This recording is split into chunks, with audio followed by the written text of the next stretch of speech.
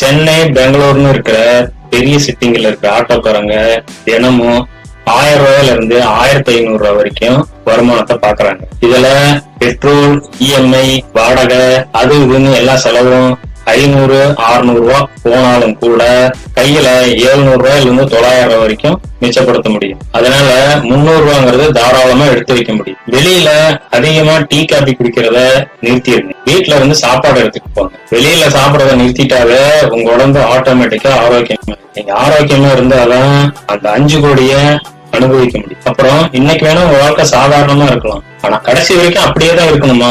Auto ஓட்டியே வாழ்ந்தார், auto ஓட்டியே மறைஞ்சாருன்னு உங்களுக்கு சிலைகளை வைக்க போறாங்களா? மாத்துங்க. இந்த நம்ம பிறந்த இடம்னா சாதாரண சூழ்நிலையில இருந்திருக்கலாம், அது நம்ம கையிலயும் இல்ல. ஆனா நம்ம வாழ்ற இடம் உச்சத்துல இருக்கணும், அது நம்ம கையில தான் இருக்கு.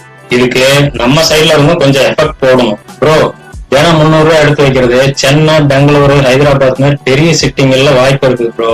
ஆனா நான் இருக்கிறது திருச்சி, இங்கெல்லாம் 300 ரூபாய் எடுத்து வைக்க சான்ஸே இல்ல ப்ரோ.